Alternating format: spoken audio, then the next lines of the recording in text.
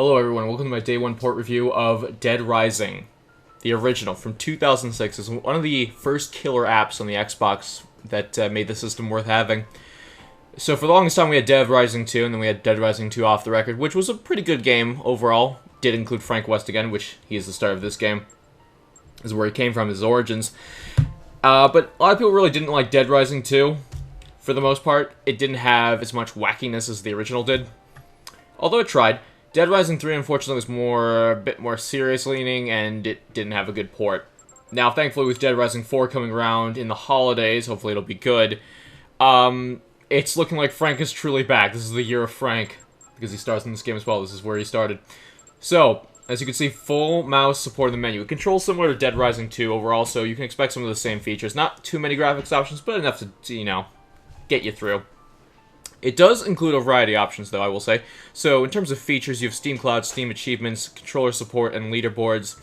The save folder is located in the Steam User Data folder. You have 21:9 support, which is nice, although cutscenes and menus are in 16:9. Frame rate is capped at 300, but you can have variable frame rate you can have frame rate locked at 30, which, why would you do that? Or you can have it locked at 60, which is fine. You have 5.1 surround sound support, and you have support for up to 4K resolution, which is nice. You have fully rebindable keys. And get this, you actually also have rebindable controller buttons. That's great. I love that. You also have prompts for the DualShock 4 controller, which is kind of cool. And it supports 5 save spots. What? Save slots. Let's have over to the graphics settings. So yeah, good amount of resolution options here, I'd say. Not too many 4:3, but, you know, or 16:10.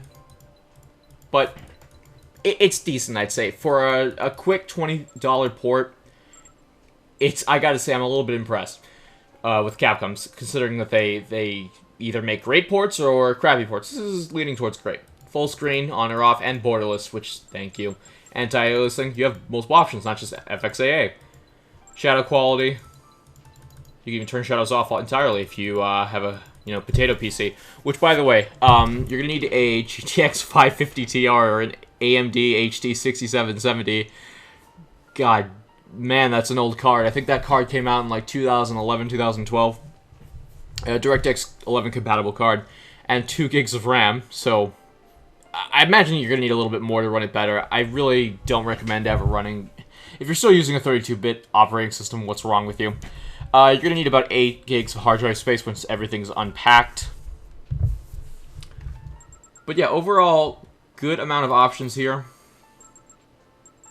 Let's go back to the other options menu really quick. Again, the camera and like everything is kind of tied to how Dead Rising 2 worked. There's not a lot of mouse acceleration that I can notice, and it works fairly well, I gotta say. Nothing too terrible here. Although, I will say, the cutscenes are the only things that are sticking out to me like a sore thumb. What? A sore thumb. That in the map interface, which is terrible. Like, if you use the mouse, it's like, it's like, oh god, like Jesus. If you use the WASD keys, it's slower, but yeah, it works. But the cutscenes are, there's a lot of artifacting. Like, they look sharper, but there is definitely an issue where, like, there's some flickering, there's some shadow artifacting, there's just some crazy stuff going on. It's not intolerable. Like, it's there, and it's definitely noticeable. Like, it's not like I'm just trying to look for it. But it's just a little annoying. That's all I gotta say. Now, the frame rate, you can notice in the top there. Now, I'm in this area where there's not too many zombies going around, and I'm playing at 1080p. So at my normal resolution of 1440p, I would drop a little bit more. And the CPU cores are kind of, I mean, it's kind of average, like, to use, like, I think I've seen at the most 50% of my CPU cores being used. Like, across the board, sometimes one will jump to, like, 60, and the others will stay at 30. Like you're seeing right now, 50, 30, it's kind of weird.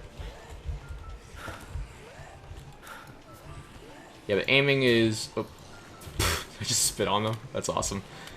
Aiming is a little floaty, but it's tolerable. Especially considering Dead Rising controls in the game franchise. I mean, I don't know about 3, but generally controls have been always a little clunky and weird.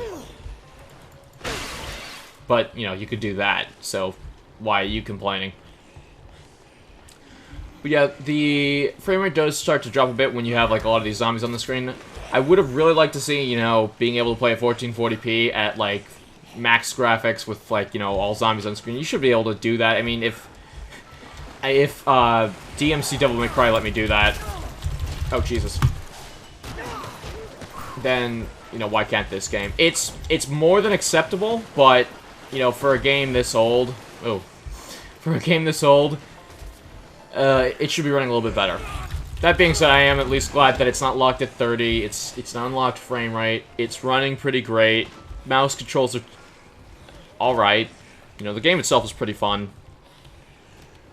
You know, there is cutscenes in the menus, but the game does look a little bit overall sharper. Although the assets, a lot of them, like some of these are over here, are fine. But, I don't know, I was like, some of the, like some toolboxes I was looking at, just like some, like, office equipment. Like, really low res, like, you can see the pixels. I don't know if you can... that's not too bad. Although, yeah, see. This looks all blurry. I mean, then again, you have to kind of look for it. But model quality is decent. You know, I don't have anti-aliasing on, so you're going to see some, like, jaggies over on these buildings over here. But it runs quite well, and it's kind of hard to complain. For 20 bucks, I mean, it's a pretty good game. Saves you from buying an Xbox 360 to play it, right?